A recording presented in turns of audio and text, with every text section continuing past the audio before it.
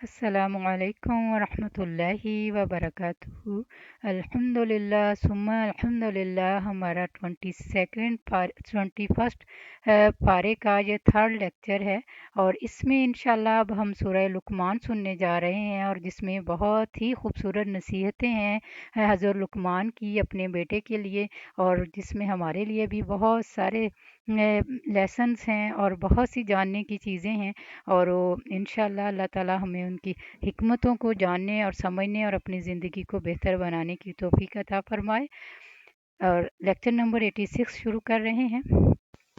نحمدہ ونصلی علی رسولہ الکریم، اما بعد، فاعوذ باللہ من الشیطان الرجیم، بسم اللہ الرحمن الرحیم، ربی شرح لی صدری ویسر لی امری واحلل عقدۃ من لسانی یفقہوا قولی واجعل لی وزیرا من اہلی رب زدنی علما رب زدنی علما، اللہم فقہنا فی الدین، اللہم فقہنا فی الدین، آمین ثم آمین۔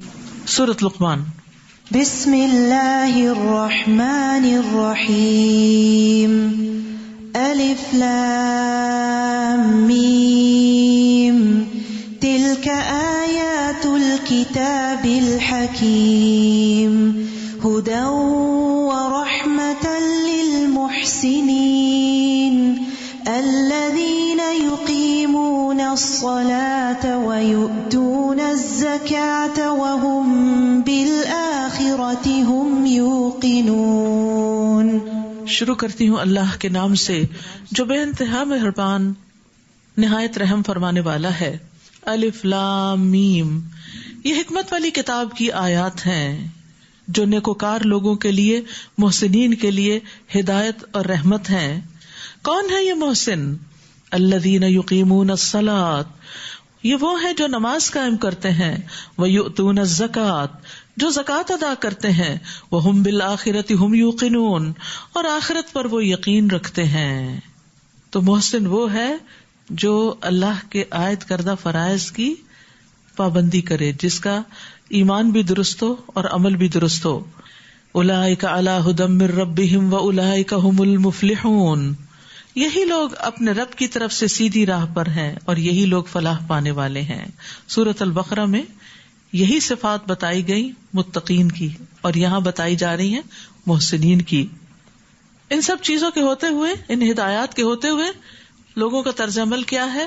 وَمِنَ النَّاسِ مَن يَشْتَرِي لَهْوَ الْحَدِيثِ لِيُضِلَّ عَن سَبِيلِ اللَّهِ بِغَيْرِ عِلْمٍ وَيَتَّخِذَهَا هُزُوًا أُولَٰئِكَ لَهُمْ عَذَابٌ مُّهِينٌ۔ لوگوں میں کوئی ایسا ہے جو اس لیے بےہودہ باتیں خریدتا ہے کہ بغیر علم کے اللہ کی راہ سے بہکا دے، یعنی قرآن کے مقابلے میں لغویات لے آتا ہے اور اس کا مذاق اڑائے۔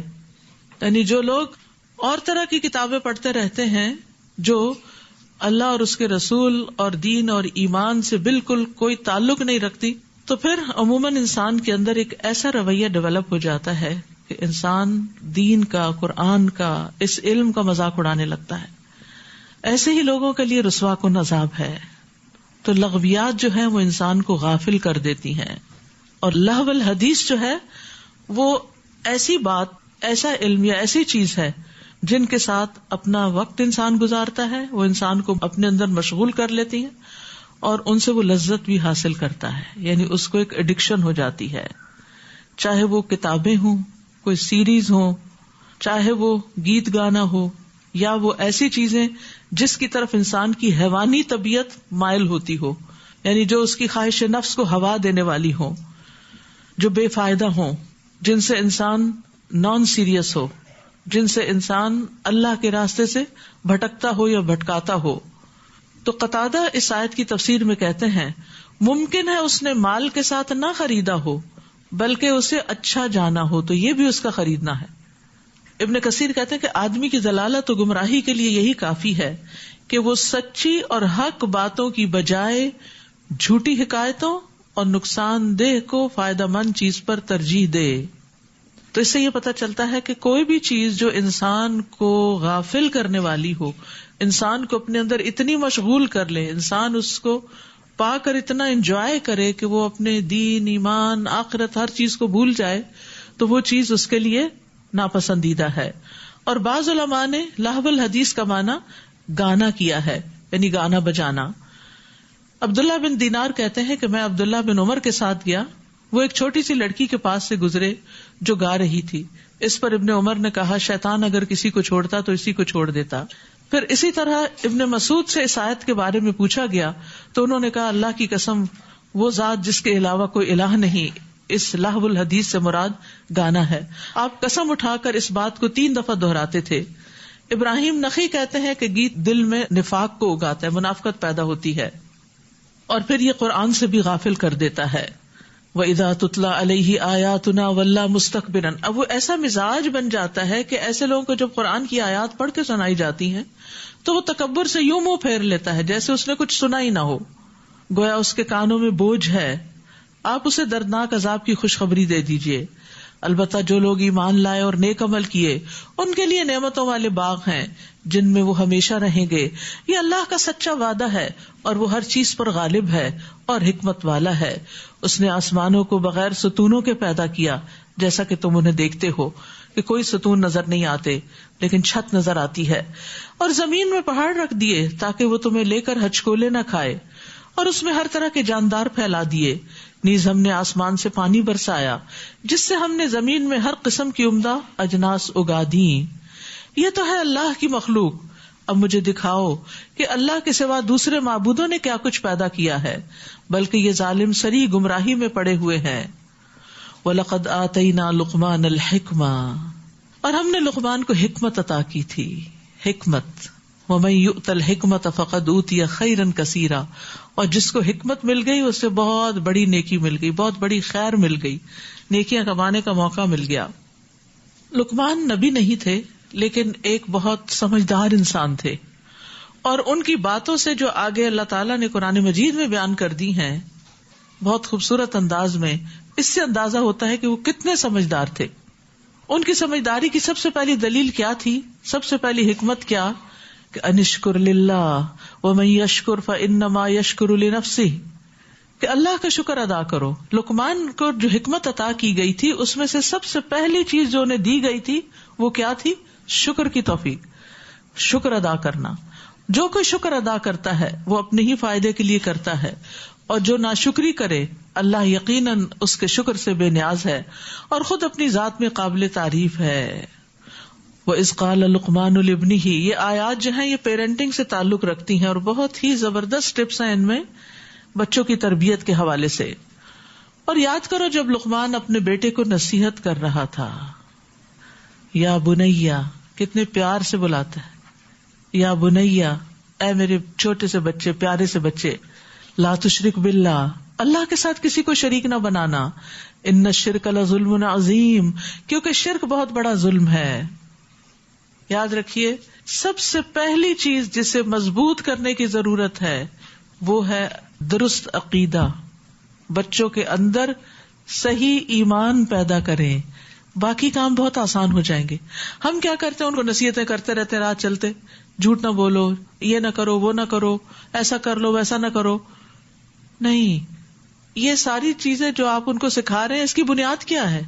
جب تک بنیاد نہیں ہے، جب تک بنیاد میں ایک اللہ کی محبت نہیں ہے، ایک اللہ پر ایمان نہیں ہے، ایک اللہ کا ڈر نہیں ہے، توحید خالص نہیں ہے، اخلاص نہیں ہے، تو وہ یہ باتیں جو اوپر اوپر سے آپ بتاتے ہیں وہ کبھی کر لیں گے اور کبھی نہیں کریں گے. تو لقمان کی حکمت کہاں سے پتہ چلتی ہے؟ کہ انہوں نے اپنے بچے کی تربیت میں سب سے پہلے اسے شرک سے بچنے کے لیے کہا. وَوَصَّيْنَا الْإِنسَانَ بِوَالِدَيْهِ حَمَلَتْهُ أُمُّهُ وَهْنًا عَلَى وَهْنٍ، اور ہم نے انسان کو اپنے والدین سے نیک سلوک کرنے کا تاکیدی حکم دیا. اس کی ماں نے اسے کمزوری پہ کمزوری سہتے ہوئے اپنے پیٹ میں اٹھائے رکھا. یعنی ہر عورت جب پریگننٹ ہوتی ہے تو اس کی طبیعت بدل جاتی ہے، اس کے کھانے پینے کے انداز بدل جاتے ہیں، اس کا پورا لائف سٹائل چینج ہونے لگتا ہے. اور کم و بیش کچھ لوگ زیادہ متاثر ہوتے ہیں اور کچھ کم ہوتے ہیں، لیکن جسمانی تبدیلیوں کی وجہ سے وہ اپنے اندر نقاہت، کمزوری محسوس کرتی ہے. اور 2 سال اس کے دودھ چھڑانے میں لگے، اسی لیے یہ حکم دیا کہ میرا شکر ادا کرو اور اپنے والدین کا بھی شکر ادا کرو، میرے ہی پاس تجھے لوٹ کر آنا ہے. یہاں پر دوبارہ شکر کی تلقین کی گئی ہے، جو اللہ کا بھی ہوتا ہے اور بندوں کا بھی ہوتا ہے. اور کس بات پر؟ سب سے پہلے ایمان کی نعمت پر ہمیں اللہ کا شکر ادا کرنا چاہیے، پھر تربیت کی نعمت پر والدین کا شکر ادا کرنا چاہیے. یعنی نعمت ایمان پر اللہ کا شکر، انشکر لی ولوالدیک، والدین کا شکر ہم کیا کہہ کے کہیں کہ آپ کا بہت شکریہ اور بہت گریٹفل ہے ہم کہ آپ نے ہم سب بہن بھائیوں کی اچھی تربیت کی، ان کو لکھایا پڑھایا. اور یعنی ماضی کے وہ حالات اور قربانیاں جو والدین نے آپ کے لیے کی، ان کا تذکرہ کرتے ہوئے ان کو تسلی دلانی چاہیے کہ ہم آپ کے فیتھفل ہیں اور آپ کے شکر گزار ہیں. سفیان ابن عیینہ کہتے ہیں جو 5 نمازیں ادا کرتا ہے گویا اس نے اللہ کا شکر ادا کر دیا، اور جو ہر نماز کے بعد والدین کے لیے دعا کرتا ہے تو گویا اس نے دونوں کا شکر ادا کر دیا. کیونکہ یہاں 2 شکر ادا کرنے کی بات ہو رہی ہے. تو نماز پڑھنے والا اللہ کا شکر ادا کر رہا ہے، اور نماز کے بعد ماں باپ کے لیے دعا کرنے والا والدین کا شکر گزار ہے. تو اپنی نماز کے بعد رب ارحمہما کما ربیانی صغیرہ کہنا نہ بھولیں. اور پھر یہاں خاص طور پر ماں کا ذکر کیا گیا کہ ماں نے تربیت میں زیادہ حصہ ڈالا، محنت مشقت کی، دن رات اس کے ساتھ جاگی تھکی، تاکہ اولاد کو یاد دہانی رہے کہ والدین نے اس کے ساتھ کیا کیا احسان کیے ہیں. وَإِن جَاهَدَاكَ عَلَىٰ أَن تُشْرِكَ بِي مَا لَيْسَ لَكَ بِهِ عِلْمٌ فَلَا تُطِعْهُمَا، اور اگر وہ تجھ پر دباؤ ڈالے کہ تو میرے ساتھ کسی ایسی چیز کو شریک بنائے جس کا تجھے کچھ بھی علم نہیں، تو ان کا کہنا نہ مان. البتہ دنیاوی معاملات میں ان سے بھلائی کے ساتھ رفاقت کرنا، مگر پیروی اس شخص کی راہ کی کرنا جس نے میری طرف رجوع کیا ہو، پھر تمہیں میرے ہی پاس لوٹ کر آنا ہے تو میں تمہیں بتا دوں گا کہ تم کیا کرتے تھے. یا بنیا، پھر یا بنیا کہتے ہیں. سبحان اللہ، جب تک بچوں کو آپ پیار نہ دیں، آپ ان کو اعتماد نہ دیں، آپ ان کو کانفیڈینس نہ دیں تو آپ کی بات نہیں سنتے. اس لیے یہ کہنا بچے سنتے نہیں ہر ماں کا تکیہ کلام بن چکا ہے. تو ان ماؤں سے پوچھا جائے آپ سناتے کیسے ہیں کہ وہ نہیں سنتے. آپ کے بچے ہیں، آپ نے پیدا کیا، وجہ معلوم کرے کیوں نہیں سن رہے. کہیں ایسا تو نہیں کہ آپ کا کوئی طرز عمل ان کو اریٹیٹ کر رہا ہو، یا آپ کا بلانے کا یا نصیحت کرنے کا انداز. کیونکہ بچے بعض اوقات ماں باپ کو اوائڈ کیوں کرتے ہیں کہ یہ جب ہمیں دیکھیں گے کوئی نصیحت کریں گے تو وہ ہر وقت کی نصیحتیں نہیں سننا چاہتے، تو آتے ہیں اور اپنے کمرے میں بند ہو جاتے ہیں. جب آپ جاگتے ہیں تو وہ سوتے ہیں، اور جب آپ سوتے ہیں تو وہ جاگتے ہیں. یہ اسکیپ کا طریقہ ہے ماں باپ سے، کیونکہ ماں باپ سے محبت نہیں ملتی، صرف تانے ملتے ہیں. ماں باپ سے کوئی شفقت نہیں ملتی، صرف تنقید ملتی ہے. پیارے بیٹے، اگر تیرا عمل رائی کے دانے برابر بھی ہو، خواہ وہ کسی چٹان میں ہو یا آسمانوں میں ہو یا زمین میں، اللہ اسے نکال لائے گا. اللہ یقیناً باریک بین اور باخبر ہے. سبحان اللہ، کس طرح بچے کو اللہ کے بھرپور علم، کامل علم کا یقین دلایا، ایمان مضبوط کیا اللہ تعالیٰ کی صفات کا ذکر کر کے. تو یاد رکھیے کہ بچوں کو توحید سکھانی چاہیے، اللہ کی پہچان دینی چاہیے، اللہ تعالیٰ کے نام سکھانے چاہیے، اللہ تعالیٰ کی صفات کے بارے میں بتانا چاہیے. جیسے ایک موقع پر نبی صلی اللہ علیہ وسلم نے حضرت ابن عباس کو چند کلمات سکھائے تھے، جن میں یہ بھی تھا، جان رکھو کہ اگر ساری دنیا مل کر تمہیں کوئی نفع پہنچانا چاہے تو کچھ نفع نہیں پہنچا سکتی سوائے اس کے جو اللہ نے تمہارے لیے لکھ دیا، اور اگر سب مل کر تمہیں کوئی نقصان دینا چاہے کوئی نقصان نہیں دے سکتے سوائے اس کے جو اللہ نے تمہارے لیے لکھ دیا. قلم اٹھا لیے گئے، صحیفے خشک ہو گئے. سبحان اللہ، یہ بات سنتے انسان کے اوپر سے پہاڑوں جیسا بوجھ ہٹ جاتا ہے کہ کوئی نقصان نہیں دے سکتا، کچھ نہیں ہوتا. کتنی تسلی آ جاتی ہے انسان کو. اور آج آپ دیکھیں کہ بچوں کو بھی سٹریس ہوتا ہے، حتیٰ کہ مجھے کسی نے بتایا کہ اب یہ بھی کہا جا رہا ہے کہ ماں کے پیٹ میں بھی بچوں کو سٹریس ہوتا ہے. شاید وہ ماں کے سٹریس کی وجہ سے وہ ان پہ ٹرانسفر ہو جاتا ہے. اور چھوٹے چھوٹے بچے بعض اوقات اتنے بلینک ہوتے ہیں، اسمائل نہیں کرتے، بات نہیں کرتے، کنیکٹ نہیں کرتے آپ سے، کیونکہ سٹریس میں ہوتے ہیں. تو اس سارے سٹریس کو دور کرنے کے طریقے بھی آپ کو پتا ہونے چاہیے، اور ان میں سے ایک یہ خاص طور پر بچے جب اسکول میں بلی ہوں تو اس وقت ان کو جو ایمان ہے وہ اسٹرانگ کرے گا، اور جب وہ اسٹرانگ ہوں گے تو پھر وہ بلی نہیں ہو سکتے، پھر وہ اس کا مقابلہ بھی کر لیتے ہیں. وہ کیوں ڈرے ڈرے رہتے ہیں؟ کیونکہ انہیں اپنے دین پر خود یقین نہیں ہوتا، وہ شرمندہ ہوتے ہیں، لہٰذا وہ دوسروں سے چھپتے پھرتے ہیں، اور جو طاقتور ہوتے ہیں وہ کمزوروں کو اور آ کے دباتے ہیں. تو اس لیے یہاں بھی بہت زبردست تلقین کی گئی ہے کہ نفع نقصان صرف اللہ کے ہاتھ میں، کسی انسان سے مت ڈرو. اے پیارے بیٹے، یا بنیا، ہر دفعہ جب خطاب کر رہے ہیں یا بنیا ہی کہہ کے کر رہے ہیں. ہم نے کبھی کہا ہے میرے پیارے بچے؟ ہم کیوں نہیں کہتے؟ ہم کہتے پھر یہ بگڑ جائیں گے، پھر یہ اسپائل ہو جائیں گے اگر ہم نے بہت پیار کا مظاہرہ کیا. حالانکہ پیار سے بات کرنے سے دل قریب آتے ہیں، اور دل قریب آئے تو ان پہ نصیحت زیادہ اثر کرتی ہے. یا بنیا اقم الصلاۃ، اے پیارے بیٹے نماز قائم کرو. کتنی دفعہ نماز کے لیے کہتے ہوئے آپ نے یہ لفظ بولے ہوں؟ شاید ایک دفعہ بھی نہیں. نیکی کا حکم دو اور برے کاموں سے منع کرو. امر بالمعروف بھی بچپن میں ہی سکھا دینا چاہیے. اچھے برے کی پہچان دینے کے ساتھ اچھے برے کی دوسروں کو بھی آگے وہ پہچان ٹرانسفر کریں. اور برے کام سے منع کرو. اگر تجھے کوئی تکلیف پہنچے تو اس پہ صبر کرو. بچوں کو صبر بھی سکھانا چاہیے. تکلیفوں سے آپ ان کو نہیں بچا سکتے. بہت سی تکلیفیں آپ کے بچانے کے باوجود بھی ان کو لگ جائیں گی. بیمار ہو جائیں گے، کوئی چوٹ لگ جائے گی، بخار ہو جائے گا. یعنی ہم تکلیفوں سے بچوں کو بچا نہیں سکتے، تو پھر ان کو سہنا آنا چاہیے، صبر کرنا آنا چاہیے. بلا شبہ یہ سب باتیں بڑی ہمت کے کام ہیں. پھر انہیں اخلاق سکھانا چاہیے.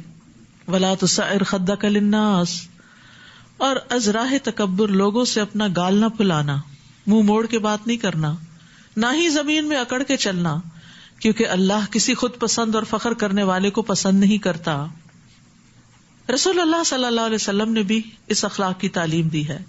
فرمایا تم لوگ ایک دوسرے سے حسد نہ کرو، نہ ہی ایک دوسرے کے خلاف ریٹ بڑھاؤ، نہ ہی ایک دوسرے سے بغض رکھو، نہ ہی ایک دوسرے سے روگردانی کرو، اور تم میں سے کوئی کسی کی بیع پر بیع نہ کرے، سودے پہ سودا نہ کرے. اور اللہ کے بندو بھائی بھائی بن جاؤ. یعنی اگر کوئی شخص چیز خرید رہا ہے تو آپ کہیں میں اتنے زیادہ دے دوں گا، مجھے دے دیں. یہ بھی غلط ہے. مسلمان کا بھائی ہے، وہ نہ اس پہ ظلم کرتا ہے، نہ اسے ذلیل کرتا ہے، نہ اس سے جھوٹ بولتا ہے، اور نہ ہی اسے حقیر سمجھتا ہے. آپ صلی اللہ علیہ وسلم نے اپنے سینہ مبارک کی طرف اشارہ کرتے ہوئے 3 بار فرمایا تقوی یہاں ہے، تقوی یہاں ہے. کسی آدمی کے برا ہونے کے لیے یہی کافی ہے کہ وہ اپنے مسلمان بھائی کو حقیر سمجھے. تو جو دوسروں کو حقیر سمجھتا ہے دراصل اللہ کی نگاہ میں وہ خود حقیر ہے. ایک مسلمان کا خون، اس کا مال، اس کی عزت و آبرو دوسرے مسلمان پر پوری طرح حرام ہے. پھر چال ڈھال سکھائی. یعنی تربیت صرف ایک چیز کی نہیں ہوتی کہ آپ انہیں بس دنیا کمانے کے لیے تیار کرتے رہے اور بس ایک ہی رٹ لگائیں پڑھو پڑھو پڑھو، بلکہ زندگی کے اندر اخلاق اور ایمان اور عقیدہ اور ان سب چیزوں کو سکھانا بھی ضروری ہے. وقصد فی مشیک، اپنی چال میں اعتدال رکھو. وغضض من صوتک، اپنی آواز پست رکھو. اب دیکھیں جہاں بچے 4 اکٹھے ہو جاتے ہیں نا، وہاں چیخم داڑ شور ہنگامہ. کبھی ہم نے توجہ کی کہ یہ بھی چیز بچوں کو سکھانے کی ہے کہ اپنی آوازیں بہت بلند نہیں کرنی. ہم یہ کہہ کے چھوڑ دیتے ہیں، بچے ہیں نا، سمجھانا بھی نہیں چاہتے. اپنی آواز پست رکھو. بات کرتے ہوئے بس اتنی آواز میں بات کرو کہ دوسرا سمجھ جائے. اور یہ تربیت بھی بچپن سے ہوگی، ورنہ کیا ہوتا ہے شادی بھی ہو جاتی ہے اور شرافت سے بات کرنا نہیں آتی. بیوی پہ چیخ چلا رہے ہیں، بچوں پہ چیخ چلا رہے ہیں. تو یہ تربیت بچپن سے ہوتی ہے. بلا شبہ سب آوازوں سے بری آواز گدھے کی آواز ہے. یعنی گدھے کی آواز میں آواز کے ساتھ چنگاڑ بھی ہوتی ہے. تو بعض بچے روتے ہوئے چنگاڑتے بھی ہیں اور دھاڑتے بھی ہیں. تو ان چیزوں سے بھی منع کرنا چاہیے اور ان کو بتانا چاہیے کہ گدھا ایسے کرتا ہے، تم نے ایسے نہیں کرنا. نبی صلی اللہ علیہ وسلم کو بہترین اخلاق کیا تھا کہ وہ بازاروں میں شور نہیں مچاتے تھے، برائی کا بدلہ برائی سے نہیں دیتے تھے، بلکہ معاف کر دیتے، درگزر فرماتے تھے. الم تروا ان اللہ سخر لکم ما فی السماوات وما فی الارض، کیا تم دیکھتے نہیں کہ جو کچھ آسمانوں اور جو کچھ زمین میں ہے سب اللہ نے تمہارے لیے مسخر کیا ہے، اور اس نے اپنی تمام ظاہری اور باطنی نعمتیں تم پر پوری کر دی ہیں. اس کے باوجود لوگوں میں کوئی ایسا ہے جو اللہ کے بارے میں جھگڑتا ہے، جبکہ اس کے پاس نہ علم ہے، نہ ہدایت، اور نہ کوئی روشنی دکھانے والی کتاب. ظاہری نعمتیں کیا ہیں؟ جیسے تندرستی ہے، مال و دولت ہے، گھر بار ہے، اولاد ہے. اور باطنی نعمت وہ جن پہ اللہ نے پردہ ڈالا ہوا ہے، ہمیں نظر ہی نہیں آتی. اور اسی طرح دل کے اندر کا چین اور سکون جو لوگوں کو نظر نہیں آتا. اور جب انہیں کہا جاتا ہے کہ جو کچھ اللہ نے نازل کیا ہے اس کی پیروی کرو، یعنی قرآن و سنت کی پیروی کرو، تو کہتے ہیں نہیں، بلکہ ہم تو اسی چیز کی پیروی کریں گے جس پر ہم نے اپنے آباء و اجداد کو پایا ہے. وہی پرانا قصہ. کیا یہ انہی کی پیروی کریں گے خواہ شیطان انہیں دوزخ کے عذاب کی طرف بلاتا رہا ہو؟ اور جو شخص اپنا چہرہ اللہ کے آگے جھکا دے اور وہ نیکوکار ہو تو اس نے یقیناً ایک مضبوط حلقے کو تھام لیا، مضبوط کنڈا اس کے ہاتھ میں آ گیا، اور سب کاموں کا انجام تو اللہ ہی کی طرف ہے. اور جس نے کفر کیا تو اس کا کفر آپ کو غمزدہ نہ کرے، انہیں ہماری طرف ہی آنا ہے، پھر ہم انہیں بتا دیں گے جو کچھ وہ کرتے رہے. اللہ تعالیٰ یقیناً دلوں کے راز تک جانتا ہے. نمتعہم قلیلا ثم نضطرہم الی عذاب غلیظ، ہم انہیں تھوڑی مدت تک مزہ کرنے کا موقع دے رہے ہیں، پھر انہیں بے بس کر کے سخت عذاب کی طرف کھینچ لائیں گے. اور اگر آپ ان سے پوچھیں کہ آسمانوں اور زمین کو کس نے پیدا کیا تو فوراً کہیں گے کہ اللہ نے. آپ کہیے کہ سب تعریف اللہ ہی کے لیے ہے، لیکن اکثر لوگ جانتے نہیں. بہت سے لوگ اللہ کی تعریف کرتے ہی نہیں. اگر انہیں یہ پتا ہوتا کہ تعریف اللہ کے لیے تو پھر وہ تعریف کرنے میں دیر نہ لگاتے. جو کچھ آسمانوں اور زمین میں ہے وہ اللہ ہی کا ہے، بے شک اللہ ہی بے نیاز اور قابل تعریف ہے. اور زمین میں جتنے درخت ہیں اگر وہ سب قلمیں بن جائیں اور سمندر روشنائی بن جائے، پھر اس کے بعد 7 مزید سمندر بھی روشنائی مہیا کرے، تو بھی اللہ کی باتیں ختم نہ ہوں گی. بلا شبہ اللہ غالب حکمت والا ہے. ما خلقکم ولا بعثکم الا کنفس واحدہ، تم سب کو پیدا کرنا اور دوبارہ زندہ کر کے اٹھا دینا اللہ کے لیے ایسا ہی ہے جیسے صرف ایک نفس کو پیدا کرنا. ان اللہ سمیع بصیر، بے شک اللہ سب کچھ سننے والا دیکھنے والا ہے. کیا تم دیکھتے نہیں کہ اللہ رات کو دن میں اور دن کو رات میں داخل کرتا ہے، اور اس نے سورج اور چاند کو مسخر کیا ہے، ہر ایک مقررہ وقت تک چلتا رہے گا، اور جو کچھ تم کرتے ہو اللہ اس سے باخبر ہے. یہ اس لیے کہ اللہ ہی حق ہے اور اس کے علاوہ جنہیں وہ پکارتے ہیں وہ سب باطل ہیں، اور اللہ ہی بلند شان اور کبریائی والا ہے. کیا تم دیکھتے نہیں کہ اللہ اپنی مہربانی سے سمندر میں کشتی چلاتا ہے تاکہ تمہیں اپنی نشانیاں دکھائے. اس میں ہر صابر و شاکر کے لیے بہت سی نشانیاں ہیں. یاد رکھیے سمندر کے سفر میں جس طرح ستارے نظر آتے ہیں وہ خشکی پر نظر نہیں آتے، کیونکہ عموماً خشکی پر کیا ہوتا ہے، جہاں آپ رہتے ہیں بہت سی روشنیاں ہوتی ہیں، وہ باندھ پڑ جاتے ہیں اور وہ روشنیاں پھر نظر نہیں آتی. اسی طرح سورج کا نکلنا، غروب ہونا، اور پھر طرح طرح کی جگہوں کے مشاہدے کرنا، تو یہ اللہ سبحانہ وتعالیٰ کی نشانیوں میں سے ہے. لیکن یہ کس کے لیے نشانیاں ہیں؟ ہر صابر و شاکر کے لیے، کیونکہ ان چیزوں کے لیے محنت بھی کرنی پڑتی ہے. یعنی آنکھیں بند کر کے اور سو کے بھی انسان سفر گزار سکتا ہے، لیکن غور و فکر کرتے ہوئے بھی. اور جب ان پر سائبانوں جیسی کوئی موت چھا جاتی ہے، یعنی سمندر کے سفر میں، تو اللہ کی مکمل حاکمیت کو تسلیم کرتے ہوئے خالصتاً اسے پکارتے ہیں. پھر جب وہ انہیں بچا کر خشکی تک لے آتا ہے تو پھر کچھ ہی لوگ حد اعتدال پر رہتے ہیں، اور ہماری نشانیوں کا انکار صرف وہی کرتے ہیں جو عہد توڑنے والے اور سخت ناشکرے ہیں. اے لوگو اپنے رب سے ڈرتے رہو، اور اس دن سے ڈر جاؤ جب نہ تو کوئی باپ اپنے بیٹے کے کچھ کام آئے گا اور نہ بیٹا باپ کے. اللہ کا وعدہ سچا ہے، لہٰذا یہ دنیا کی زندگی تمہیں دھوکے میں نہ ڈالے، اور نہ کوئی دھوکے باز تمہیں اللہ کے بارے میں دھوکے میں ڈالے. یہ دھوکے باز کون ہے؟ شیطان. کہ تمہارے دل میں اللہ کے بارے میں کوئی ایسے خیالات نہ ڈالے یا وسوسے نہ ڈالے کہ تم اللہ سے دور ہو جاؤ یا اس کی اطاعت سے دور ہو جاؤ. قیامت کا علم اللہ ہی کے پاس ہے، وہی بارش برساتا ہے، وہی جانتا ہے کہ ماؤں کے پیٹوں میں کیا کچھ ہے. نہ ہی کوئی یہ جانتا ہے کہ کل کیا کام کرے گا، اور نہ ہی یہ جانتا ہے کہ کس زمین میں وہ مرے گا. اللہ ہی ہے جو سب کچھ جاننے والا اور وہ بڑا باخبر ہے. سورۃ لقمان.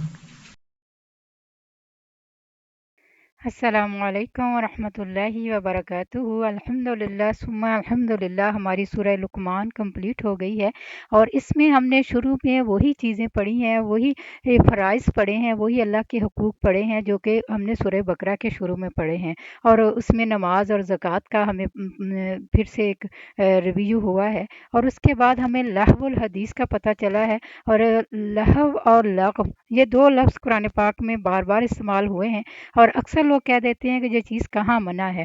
تو بہت ساری چیزیں لہو الحدیث میں آ جاتی ہیں اور بہت ساری چیزیں لغو میں آ جاتی ہیں. تو اس لیے ان چیزوں کی تفصیل جاننا اور ان سے بچنا بے حد ضروری ہے. پھر اس کے بعد حضرت لقمان جو اپنے بیٹے کو نصیحت کرتے ہیں، تو اس میں سب سے پہلی نصیحت یہی ہے کہ اپنے رب کا شکر گزار بنو. اور اس کے بعد شرک سے بچنے کی تلقین کی گئی، اور اس کے بعد اپنے والدین پر احسان کرنے کی بات ہوئی، اور اس کے بعد آگے بہت ساری ایسی نصیحتیں ہیں کہ جن کو جاننا اور ان کے مطابق اپنی بچوں کی تربیت کرنا بہت ضروری ہے۔ امید ہے کہ بہنیں اس سے فائدہ اٹھائیں گی۔ اپنے اس چینل کو سبسکرائب کریں، لائک کریں اور شیئر کریں، تاکہ یہ خوبصورت اللہ کا پیغام دوسرے لوگوں تک بھی پہنچ سکیں اور وہ بھی اپنی زندگیوں کو قرآن کی روشنی سے منور کریں اور اپنے بچوں کی اچھی تربیت کر سکیں۔ جزاک اللہ خیر۔ ربنا تقبل منا انک انت السمیع العلیم وتب علینا انک انت التواب الرحیم۔ سبحان ربک رب العزت عما یصفون، سلام علی المرسلین، الحمد للہ رب العالمین۔ سبحانک اللہم وبحمدک، اشہد ان لا الہ الا انت، استغفرک واتوب الیک۔ السلام علیکم ورحمۃ اللہ وبرکاتہ۔